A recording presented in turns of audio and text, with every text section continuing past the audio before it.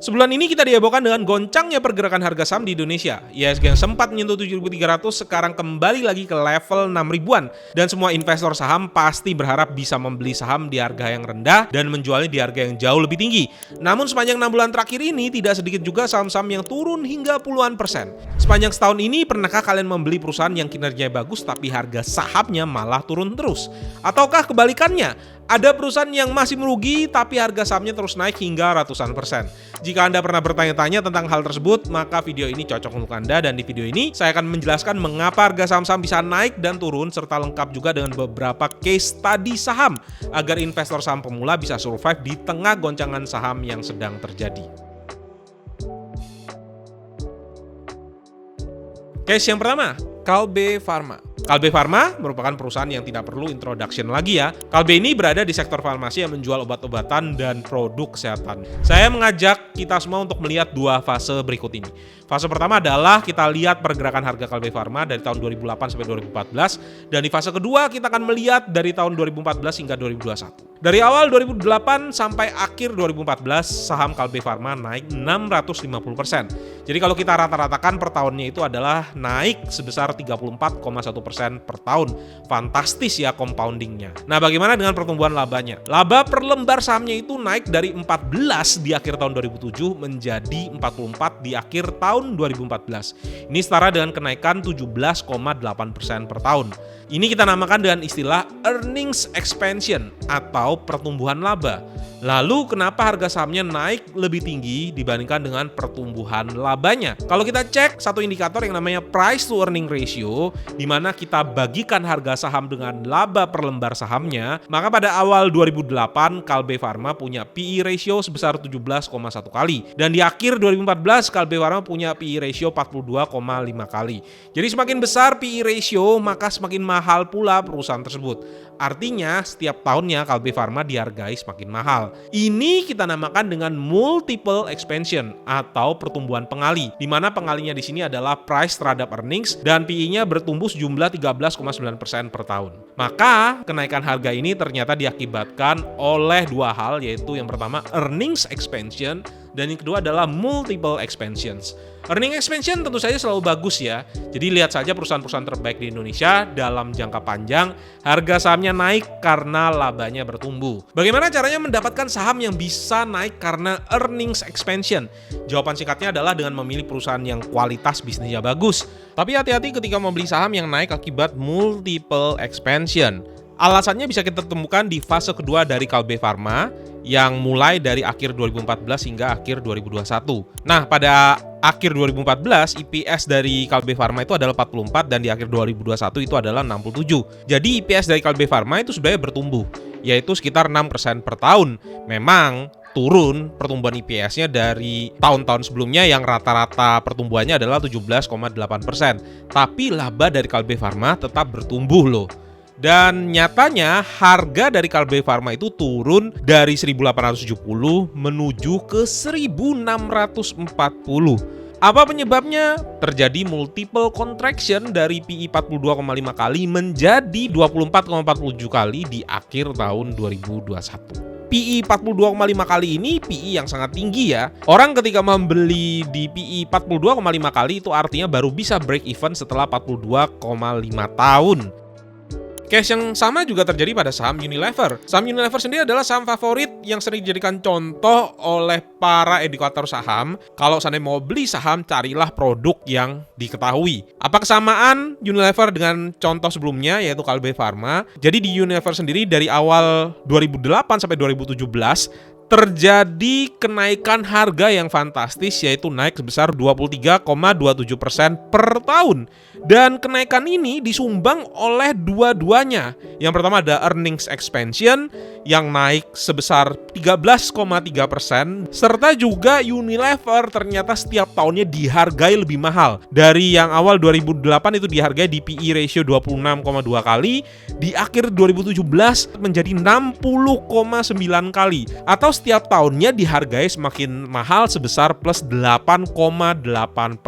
Nah, jangan salah ya, Unilever tetap perusahaan yang bagus. Tapi apa yang terjadi ketika perusahaan bagus tadi dibeli di harga yang mahal karena pertumbuhannya menurun, maka yang terjadi adalah saham tersebut bisa anjlok harganya cukup drastis. Jadi penting sekali ketika kita mau beli saham, sebagus apapun perusahaannya, kalau kita beli di multiple yang sangat tinggi, maka perusahaan bagus tadi tidak menjadi investasi yang bagus. Nah, apa yang bisa kita pelajari di sini? Kinerja pertumbuhan laba saham di masa lampau itu baik, tetapi multiple atau PE itu bisa naik terlalu tinggi bahkan melebihi pertumbuhan laba.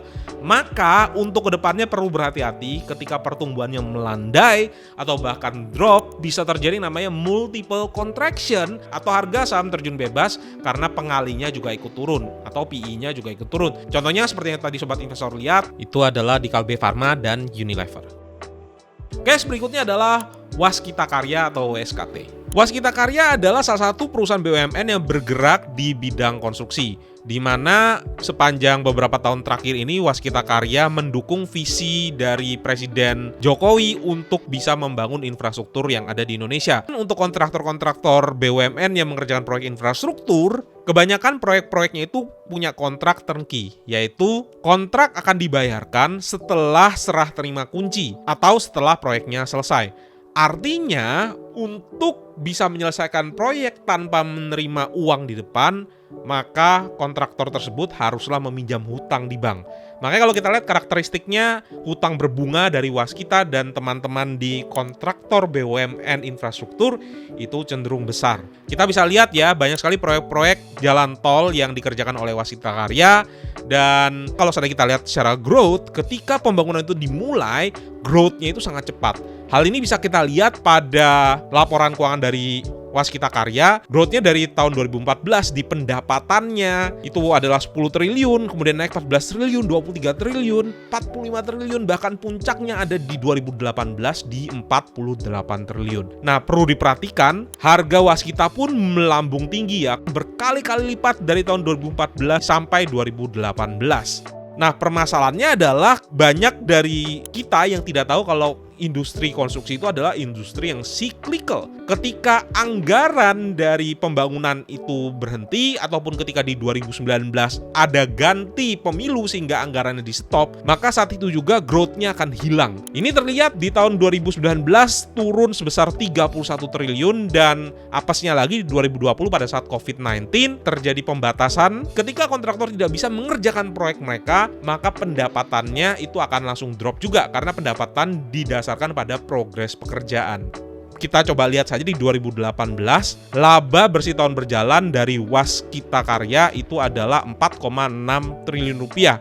Meningkat jauh dari 2014 500 miliar rupiah sampai 4,6 triliun rupiah, dan seolah-olah di akhir tahun 2018 pada saat harga saham Waskita di sekitar 1.900 sampai 2.000, Waskita itu punya PE ratio sebesar 5,75 kali. Banyak yang tertipu melihat PE ratio-nya single digit, merasa kalau ini adalah saham yang valuasinya rendah. Padahal perlu berhati-hati. Apakah sales-nya itu sustainable atau tidak untuk kedepannya? Apakah earnings-nya itu sustainable atau tidak?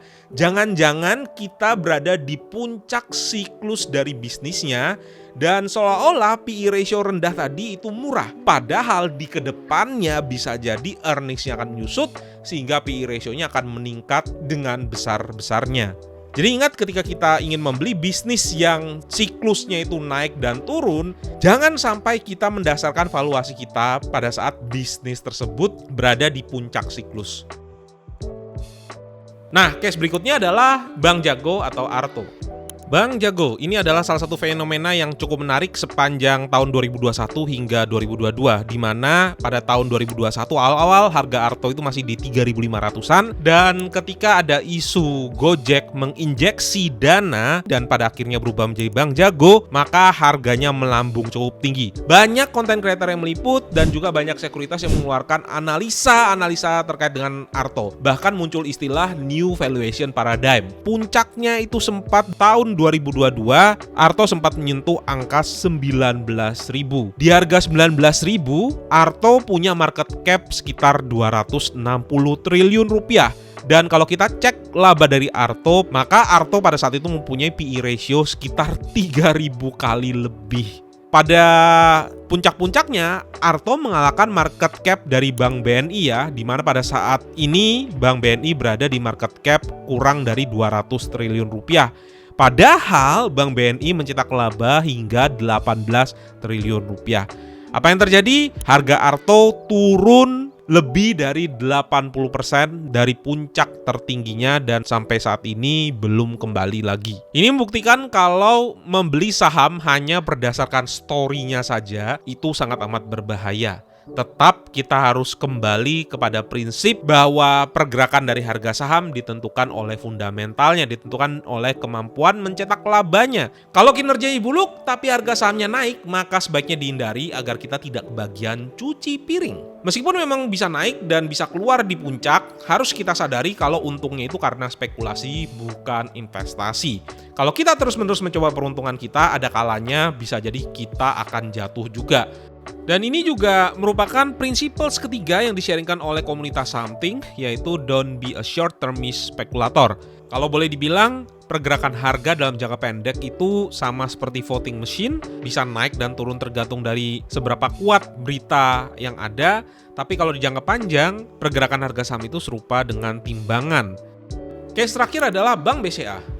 Membeli BBCA 15 tahun yang lalu itu berefek dahsyat karena merupakan kombinasi dari keduanya. Dari akhir 2007 hingga saat ini harga sahamnya naik secara rata-rata per tahun sebesar 18,1% dan labanya naik sebesar 15,9%. Beli di PE yang rendah tapi earningsnya tetap terus bertumbuh. Inilah yang menjadikan BBCA saham multi-bagger karena ada efek compounding dari earnings expansion dan juga multiple expansion. Tapi apakah membeli BBCA di harga saat ini di PE 26-27 kali akan memberikan compounding yang sama dahsyatnya ketika kita membeli di 15 tahun yang lalu saat PE-nya masih di belasan? Silakan sobat investor tulis di komen ya, kira-kira apa jawabannya. Apa kesimpulan yang bisa kita tarik? Ada banyak skenario mengapa harga saham dalam jangka panjang bisa naik dan turun. Ingat prinsip ini ya, harga saham yang kita beli itu bisa naik secara jangka panjang dengan dua cara. Satu, membeli saham yang berpotensi untuk earnings expansion. Artinya membeli saham yang prospek kedepannya cerah sehingga labanya bisa bertumbuh. Atau earning expansion bisa juga dengan membeli saham yang berada di siklus terendah. Contohnya beli saham batu bara saat harga batu baranya rendah. Yang kedua, belilah saham yang berpotensi untuk multiple expansion. Artinya membeli saham yang dijual di PE yang rendah karena satu dan lain hal dan bersabar menunggu PE-nya kembali ke PE wajarnya. Misalnya seperti saya pribadi, saya beli BBNI dulu di PE ratio 4,5 kali dan sekarang sudah kembali ke PE 9 kali, artinya sudah one bagger. Dan yang ketiga, yang lebih dahsyat lagi adalah kalau kita bisa membeli kombinasi dari keduanya. Beli pada saat PE yang rendah tapi earnings-nya masih tetap terus bertumbuh. Ini yang nantinya bisa menjadikan saham yang kita beli itu menjadi multi bagger atau naik sampai ratusan persen. Semoga apa yang saya berikan bisa membuat kita semua bisa survive di pasar modal dan bahkan bisa konsisten untuk meraih keuntungan.